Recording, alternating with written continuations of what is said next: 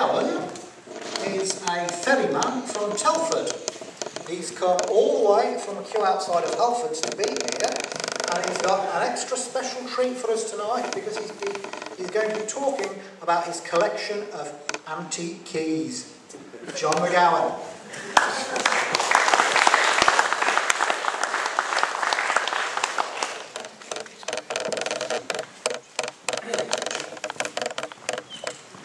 Good evening, everybody. I first got into the so-called big cat phenomenon when I was just 16 years of old. As a naturalist and watching nocturnal wildlife, I got more than I bargained for when I was watching a badger set one evening. I knew the badgers of this particular badger set. There was actually 12 badgers living in there, and somebody had been digging them up as there was a lot of badger baiting activity going on in this part of Dorset in the 1980s. So I sat against a tree and watched to see if there was any suspicious lights coming up from the fields beyond, but no, there's nothing, but it's a beautiful full moon. I did see something, lights in my torchlight, of which I swept across the field, but they were not lights of a poaching vehicle or somebody's torch. It was the reflected eyeshine of a large cat. That large cat was a puma, and that puma was stalking one of my friends, the badgers. And I thought, good God, what? I'd heard one or two tales about large cats living in the UK, but I didn't really take them seriously. I didn't disbelieve it because I knew that, well, nearly a quarter of our mammal species were non-indigenous anyway, and I also knew that people kept a lot of non-indigenous animals, especially mammals. And also I knew that cats are escape artists. So when I heard these stories, well, I wasn't particularly interested, but this set me off on one, put it that way. This first sighting of a puma wasn't the only sighting I had. I had several others. I saw the same beast again the same year and the following year, and since then, well, to date, I've had about 28 sightings of large cats. But to me, that's not necessarily important. What I've been doing for the past 10 years is collecting field data, the field signs, the biological signs these animals leave.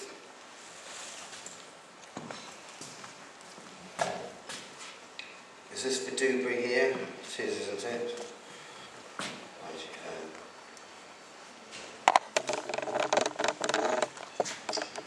One of the main reasons why there are so many cats in my part of Dorset is because of a huge population of deer. This is just an example of one species. This is the Japanese sika deer that live on Purbeck, of which we have several thousand.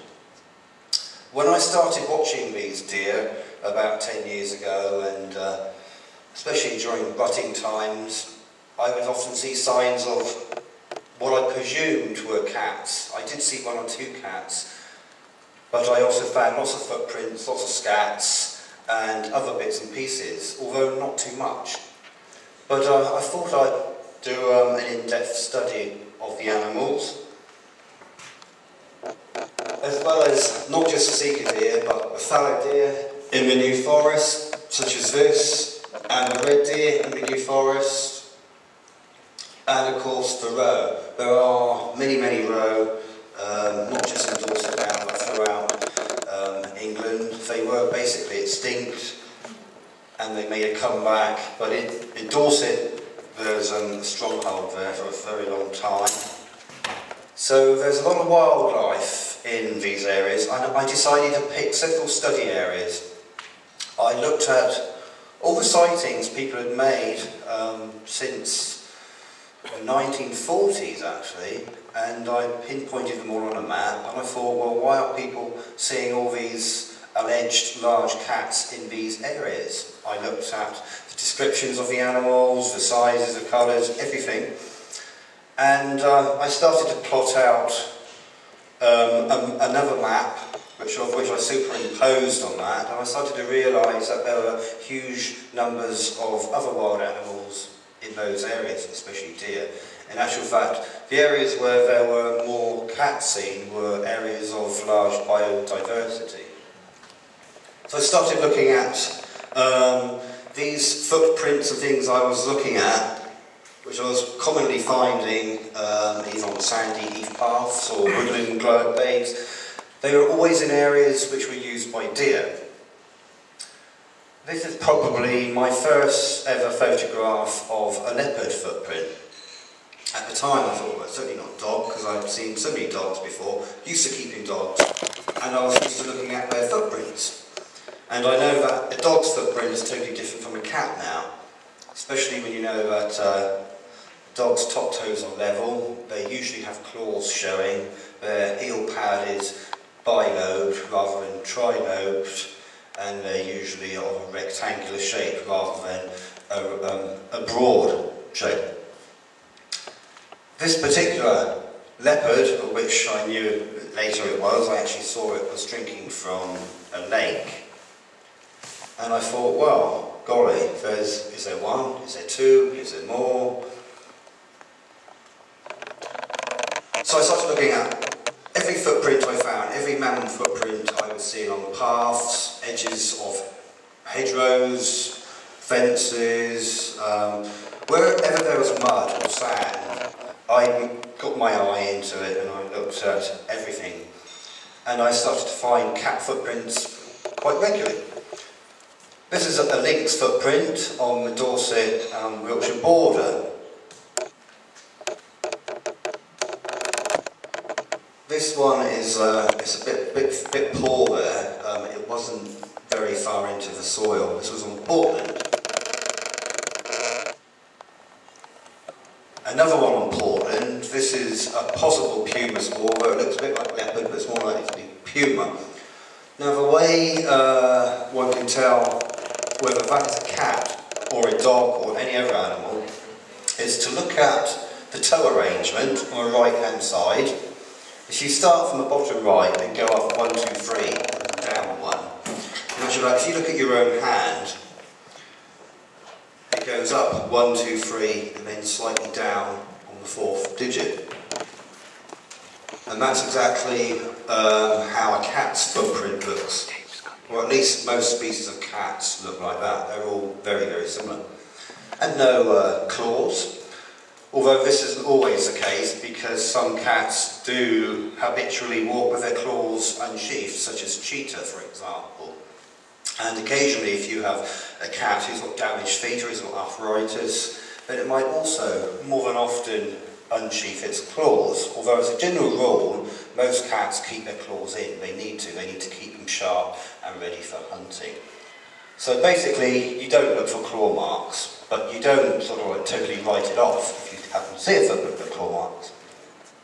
Also, behind the heel pad is very large and broad, and it's trilobed at the rear, but all cats vary, and you can't always see that. I started to suss out where cats would often walk. Cats love walking on paths, and in the early hours of the morning, a main road is a very quiet path, and it could actually be warm if it's been a sunny day, and a cat would like to walk along the main road. They walk along footpaths, all kinds of tracks used for cats going long distance, and often on the edges rather than in the middle. And this is another example, well, it's one of my hundreds of photographs of footprints, to be honest.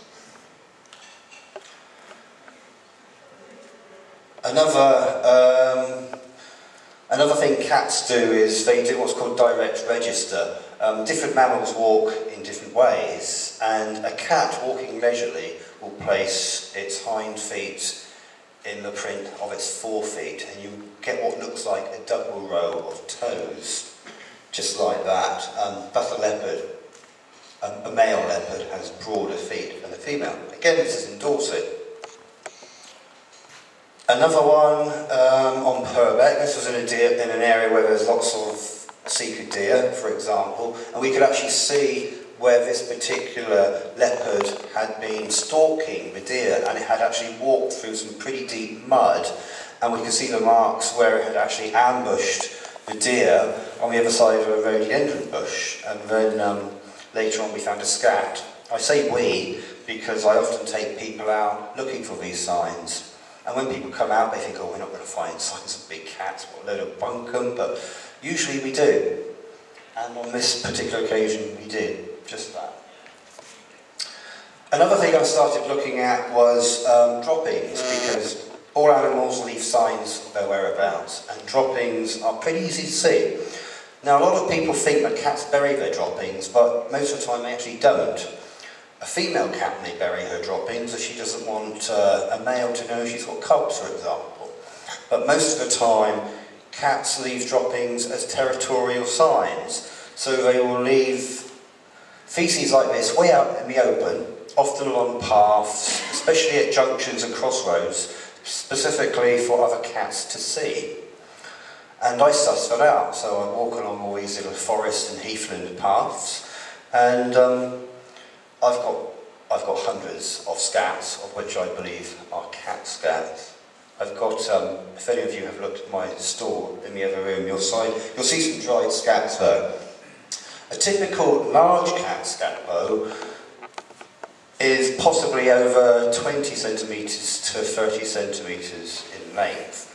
Most fox scats range from 7 to 15 centimetres at the largest.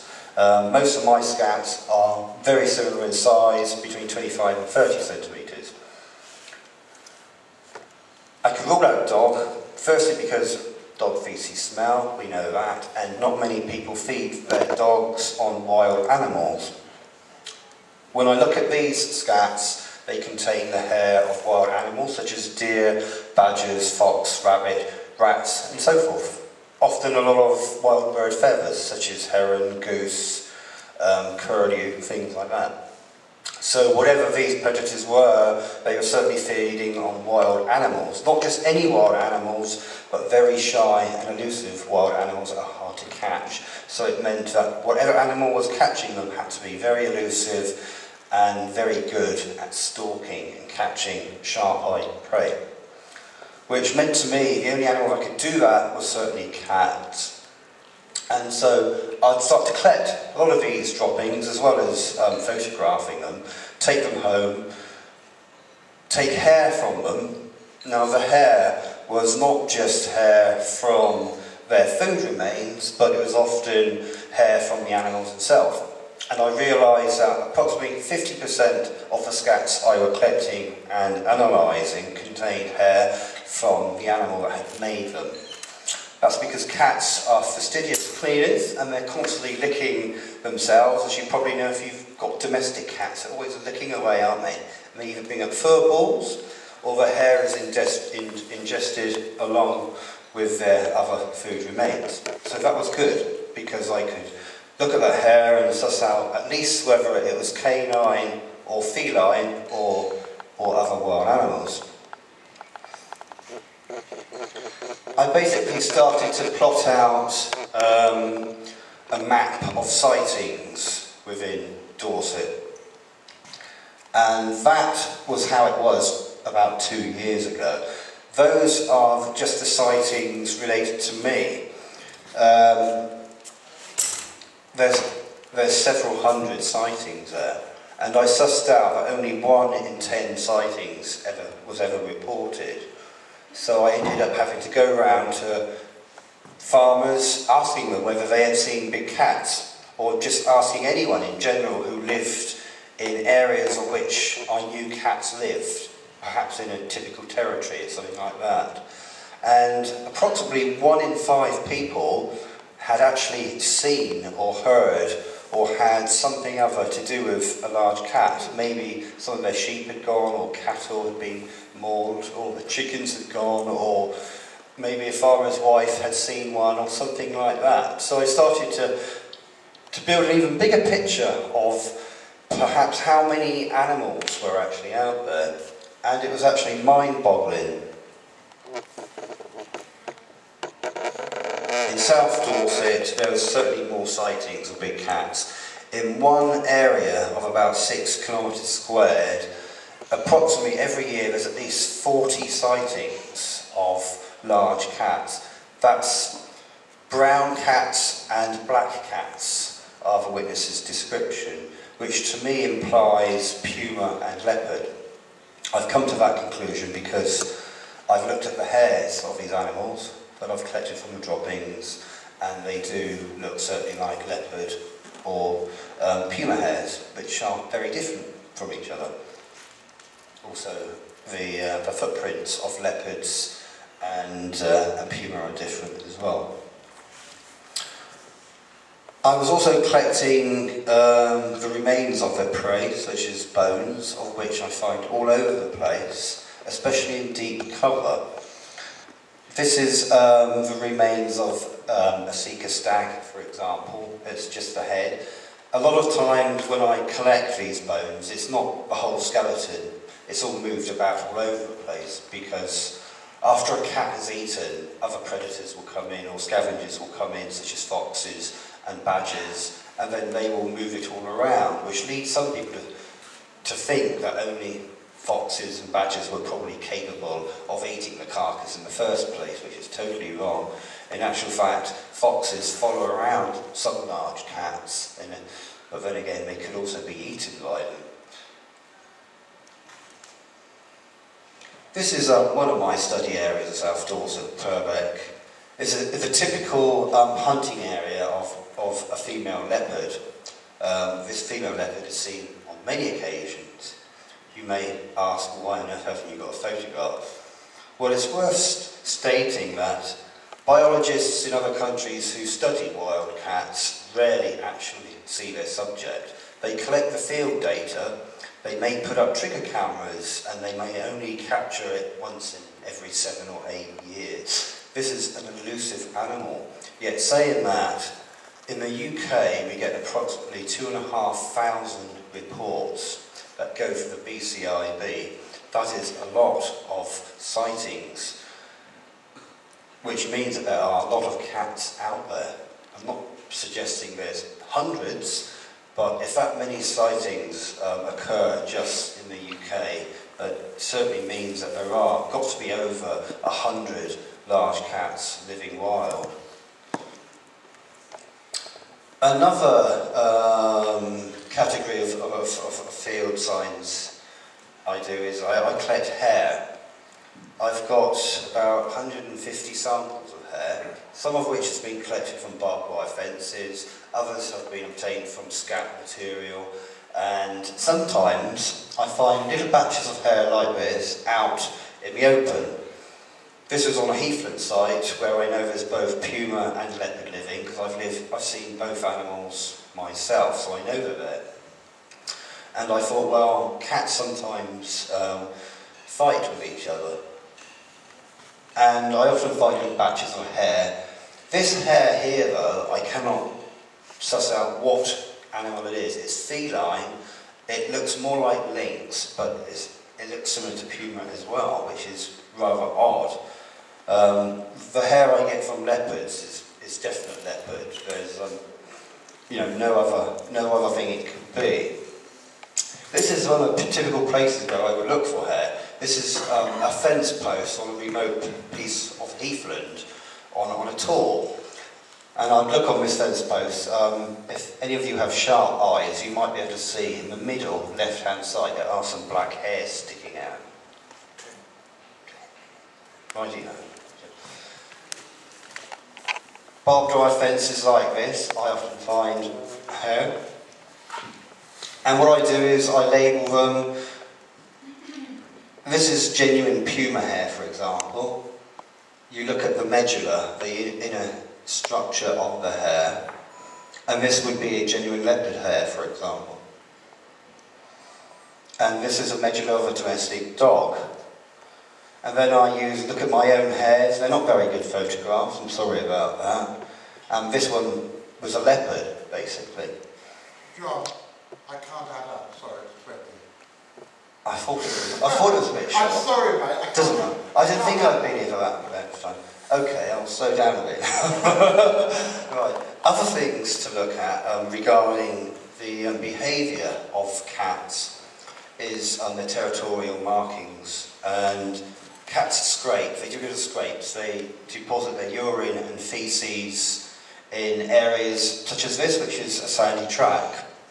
A puma, when it makes a scrape, it uses its front paws. It will either defecate or urinate in the ground, and it will use its front paws to rake the sand or debris onto it, making a little heap like this. And you can actually see where its feet have pawed around in the sand. Leopards only use their back feet. Similar to a dog, but they don't do it all over the place, they do it neatly. And so I started to find all these little bits and pieces in my study areas. Also beds like this. When I come across a cat bed, it will always have hair on the bottom because cats constantly licking themselves and then flicking the hair from their tongues, and so you get a mat of hair on the ground. And in this particular bed, there's lynx hair in the bottom of it. This bed is actually the size of a large dog basket, about that big, 3.5 feet wide, or something like that. And then we go on to other signs, such as territorial scratch markings on trees, that aren't necessarily territorial markings, but simply to clean their claws or to sharpen them or even blunt them. Cats usually scratch around on trees. Not necessarily vertical trees, but also horizontally lying trees, on fence posts, even on roadsides they will do it. But this is a typical scratch of, say, a puma, of which I believe that was made by.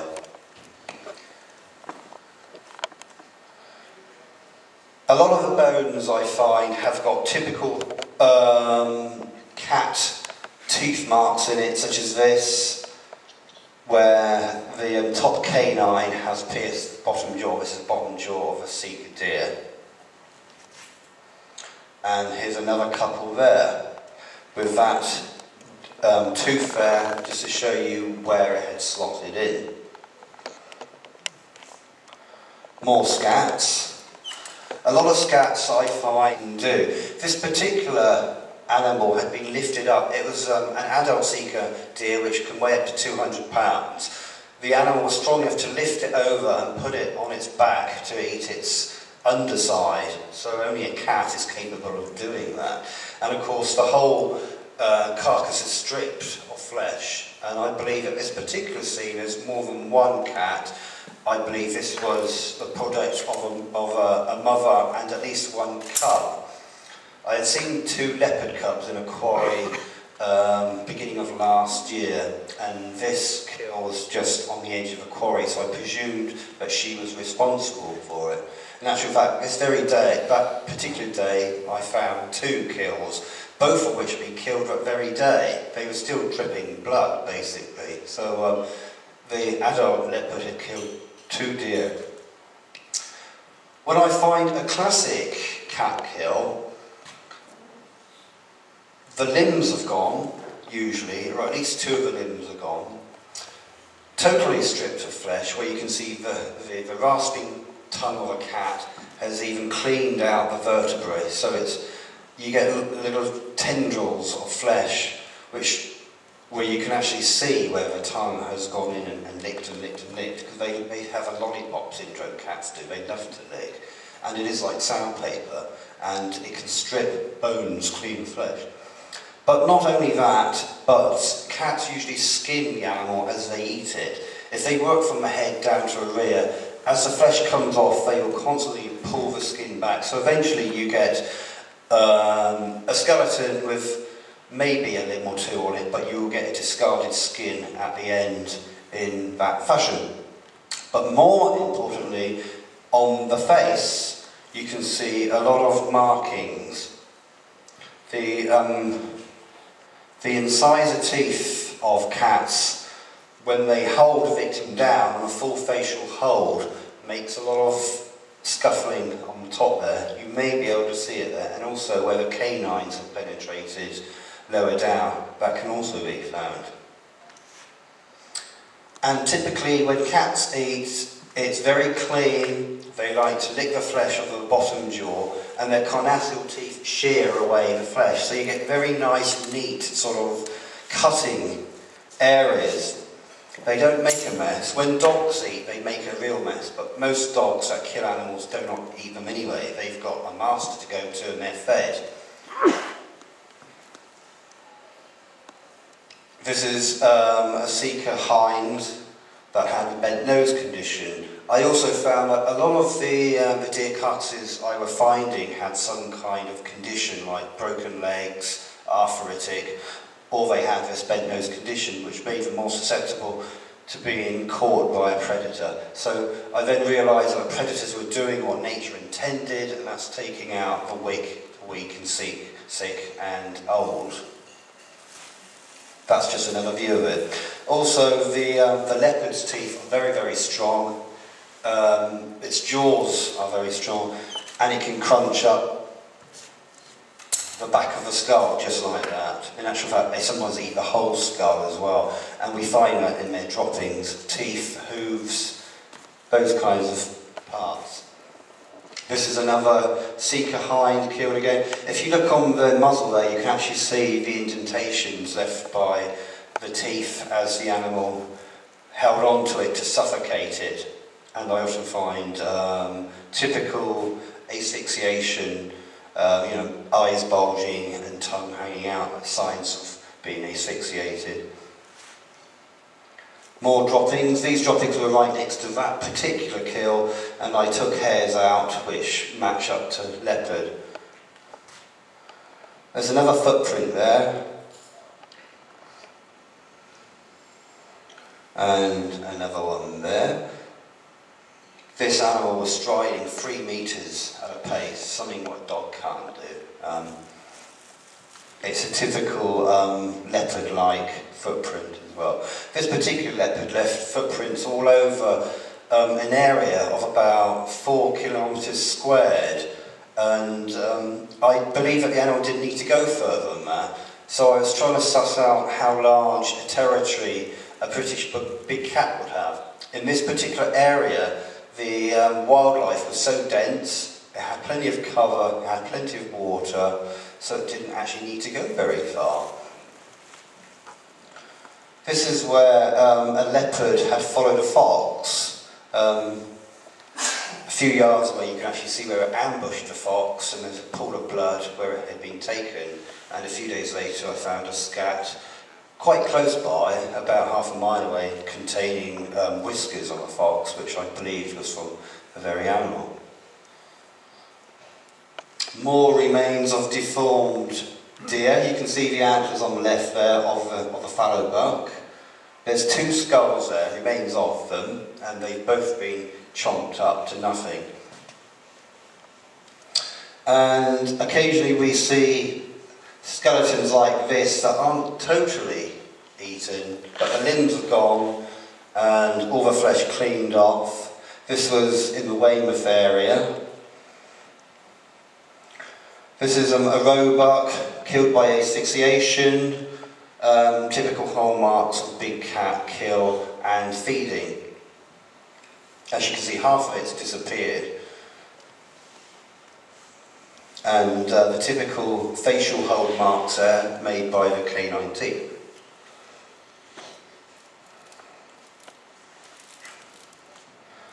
On average, I find a dozen carcasses a year, but it's best to find them fresh, because once other scavengers come in, they break them all up and you lose a lot of the data.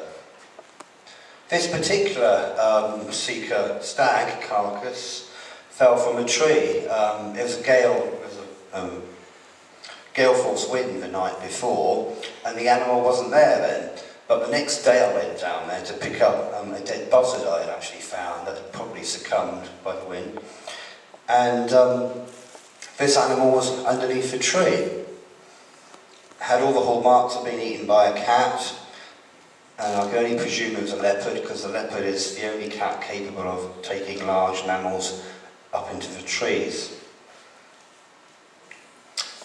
In the New Forest, a lot of ponies go missing, especially foals. A lot of them die naturally of eating ragwort, maybe, or other poisonous plants, or they get hit by cars, or they might get stolen. But some of them, such as this one, are eaten by large cats. There's a lot of puma reports in the forest, and puma are renowned for liking horses. And quite commonly, I can go along and find the remains of foals up to about 6 months old, actually.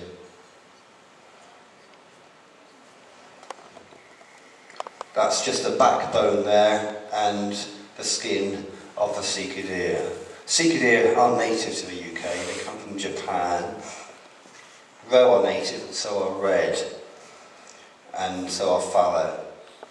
Occasionally I get reports of lambs being killed, and the farmers like to know what the culprits are. Usually it's dogs, because when a big cat kills, you find nothing, or you'll just find one animal that's dead and most of it cleanly eaten. When you find multiple kills like this, it's always attributed to dogs. And although some of them are partly eaten, that's due to ravens and buzzards coming down and eating it as carrion.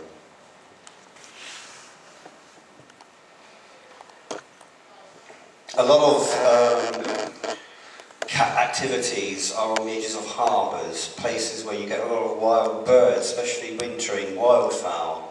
And in the marshes and the reed beds, I will often find scats containing wildfowl feathers. And this is a scat that's broken down, showing you the bone fragments. Sometimes they can be very big. The bone fragments can be like 1.5 inches long or wide.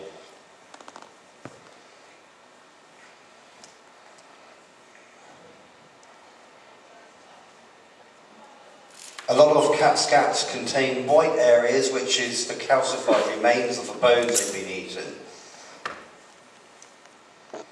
And that's a typical leopard scat. That's a, I think that's a £2 coin there, I believe. And this is a leopard footprint, but it does have a claw mark.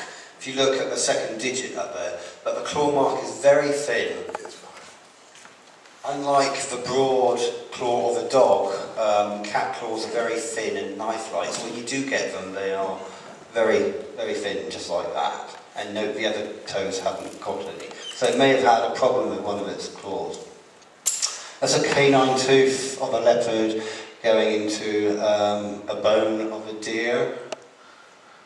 A lot of my study areas are on the boundaries of military training areas where there's no public access, and these are certainly the best areas to look. And unfortunately, you get 1 or 2 of these posters, please help me find my missing dog. Well, the chances are they will never find their poor dog again, because it'll be leopard food. These are some of my collection of bagged up dry scats. I have some of them on the table. They're very safe, they're dry, they can contain toxins when they're fresh, but once it's all dry, they're pretty safe. This is my collection of hair, of which I have 250 bags of hair. A collection of bones. I don't just look around my own areas, I go to Dartmoor and with other people. Lots of sheep, lots of roughing it, and we find big cats. And possible caracal footprints. Some of the information we get comes from the MOD, and they can satellite track certain animals. We go out and have a look, and we find all kinds of stuff. This is a whisker, probably of a caracal in the same area. Scats of a caracal, and road victims. People say, oh, there's no road victims or anything. Well, there are, and there's lots, although I haven't found a road victim of a definite big cat. But some people find road victims of wildcat. This is from Dartmoor, believe it or not. And that's the bottom jaw of a wildcat. It can stand up if you were to put it on a flat surface. The jaw of a domestic cat doesn't, which proves it's a genuine wildcat. There's certainly many hybrids and many other strange hybrids of Bengali cats, which are designer breeds and orientals.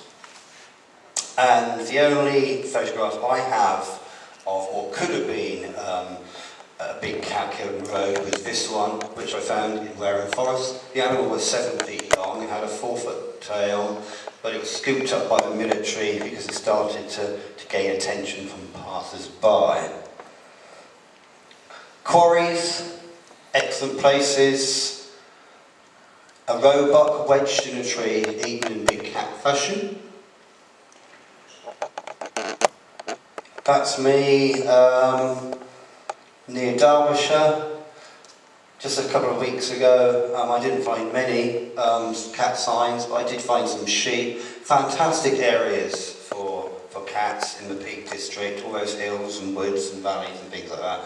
That's the sheep remains, which I did find there. Take cameras, I have got them up. It's taking a long time. I get lots of photographs of other wildlife, but as yet I still haven't got a photograph of a big cat. But lots of other animals.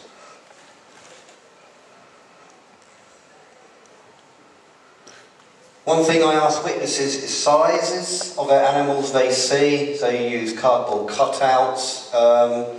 This is Rick Minter's dog actually, and his cardboard cutouts, only you know Rick Minter. So they're handy to use. There are a lot of books about big cats, and I'm sure you've seen a lot. The BCIB, well, there are some books published, yearbooks that have some good data in them. What is this? That's a toy. There are one or two hoaxes going on, but most of the time, 80% of cat sightings are genuine. People know what they're looking at. This is my only photograph with a possible big cat in. If you look to the right there, there's what could be a puma leaping a ditch. We entered this wood, we knew there was cat sprays around the place. We were looking at some claw marks on a tree. We just retrieved the body of a dead deer, and I didn't realise until later, when I looked at this photograph, that looks like a puma leaping the ditch behind us. Thank you for listening. I'll answer any questions. Okay, guys.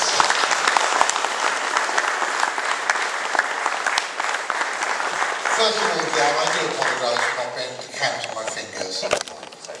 But back in 1968, my then primary school teacher, Mrs. Alexander, told me, said, "Jonathan, if you don't know your 9 times table, then you will never amount to anything." Which was probably right. That's another story. And I still count on my fingers. Ladies and gentlemen, we've got time for a few questions. So, question. First of all, can I have Greggy? And questions? Okay.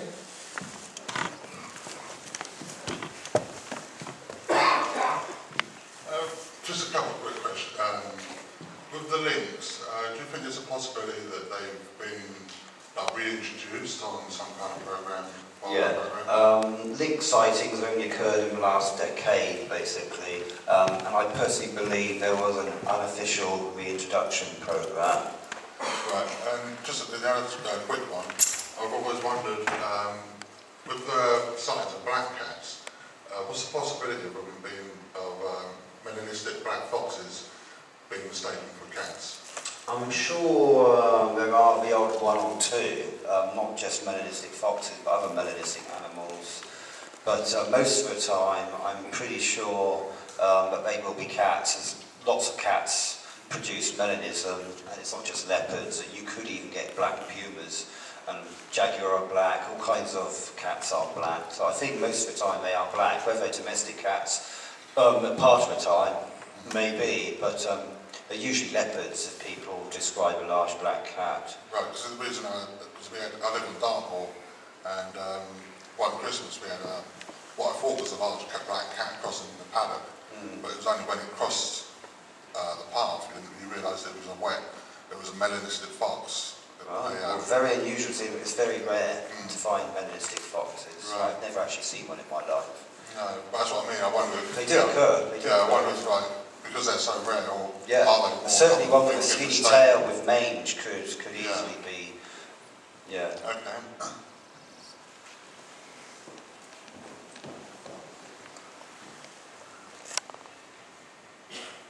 I was wondering why there haven't any cats of old age who've died of old age haven't been found.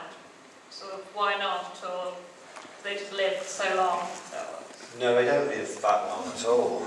There probably are. Remember, bones don't last long of any animal in its natural environment. They're eaten by other animals. Even a big cat, bones will be eaten and dismembered and taken away.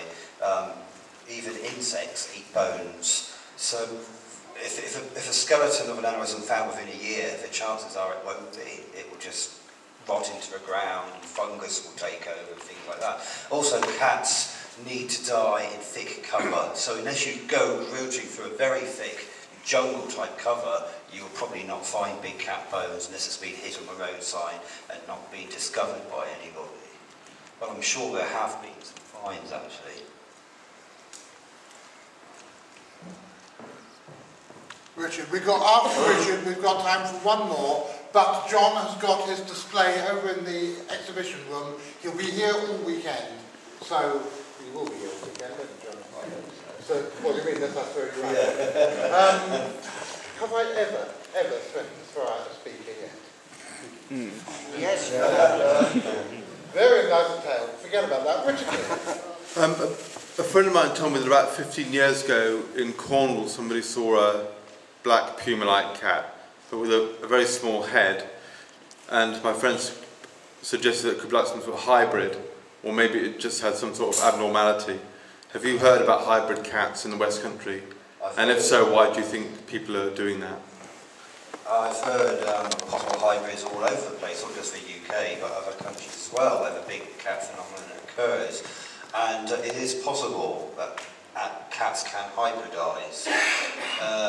There are designer cats out there. There are people maybe playing Frankenstein. We don't know. Certainly, some of the cats with small heads are dark. Could be puma. They could be ocelot. Maybe they could be jungle cats. All kinds of cats. We have at least 7 non-indigenous cats now in the UK. Of those, at least 3 are breeding, but there might be some hybridisation going on. I really do not know. John, I know I said I was going to take one more question from the floor, but hey, it's my party and I can break the rules if I want to. Yeah, of course. Do you remember a few years ago, you and I were... Where the hell was it? We were at Hull. We were at that Hull conference. We talked to Di Francis. Yeah. And can we click back to the... Have you got the clicker or... Can we click back to the thing that got hit by the tank outside Washington Museum swamp thing? And I'm not going to carry on making jokes about this, because I've made all sorts of cruel jokes, John, for years. But Di Francis, is there anyone who doesn't know who Di Francis is? Okay, Di Francis is a researcher who for years I actually libelled. For years, she's the most vociferous proponent of the idea that there was actually an indigenous species of British big cat that has a very snub, pug-shaped face, a very flattened face, and it is sexually dimorphic, that the females are smallish and brown, and the males are large and black, but they all have this flattened face. Now, I always thought that was complete and utter bloody nonsense. After all, after hundreds of years of Victorian naturalists and people before, people after me shot everything that moved, how could there be a large predator unknown in Britain, an indigenous one? But then I met Di. And having met her, I personally found her somewhat more convincing in person than she had been in writing. And when I started to apply her theories to the big cat sightings around here, where there are sightings quite often of two cats seen either together or very close together, a large dark one, a smaller brown one, in the same place, in the same time.